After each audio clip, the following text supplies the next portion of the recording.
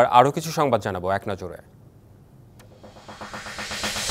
ফরিদপুরে কালী মন্দিরে আগুন ও 2 নির্মাণ শ্রমিক হত্যার সাথে জড়িতদের ছাড় দেওয়া হবে না এমন হুঁশিয়ারি দিয়েছেন ধর্মমন্ত্রী ফরিদুল হক। সকালে নিহত 2 শ্রমিকের বাড়িতে তাদের পরিবারের সদস্যদের সমবেদনা জানাতে গিয়ে এই হুঁশিয়ারি দেন তিনি।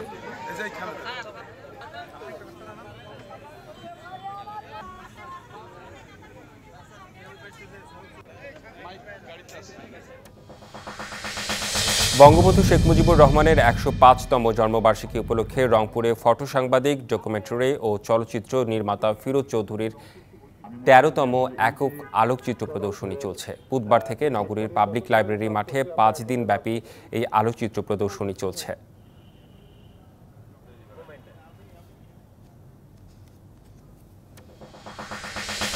পাবনার ফরিদপুরে বোমা ও দেশীয় অস্ত্রসহ 3 জনকে গ্রেপ্তার করেছে র্যাব 12।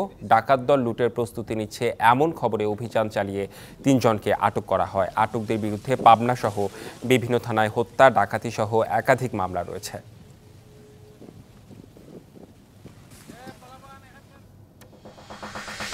মুন্সিগঞ্জের সিরাজদিখানে ঘর থেকে ডেকে নিয়ে প্রবাসীকে হত্যার বিচারের দাবিতে মানববন্ধন ও বিক্ষোভ করেছে স্বজন ও এলাকাবাসী। সকালে উপজেলার চরপানিয়া এলাকায় ঘণ্টাব্যাপী মানববন্ধন ও বিক্ষোভ হয়। এতে অংশ নেন নিহতের স্ত্রী, সন্তানসহ কয়েকশো মানুষ।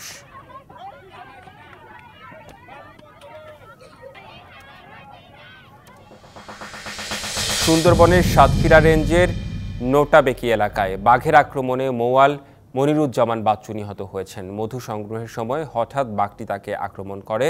তার সাথে থাকা লোকজন বাঘের কাছ থেকে ছাড়াতে পারলেও তাকে প্রাণে বাঁচানো যায়নি।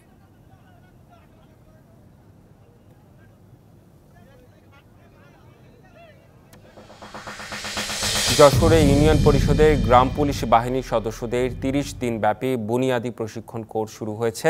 সকালে যশোর সদর উপজেলা পরিষদ হলরুমে যশোর উপজেলা প্রশাসনের সহযোগিতায় এই কোর্সের আয়োজন করে জাতীয় স্থানীয় সরকার ইনস্টিটিউট।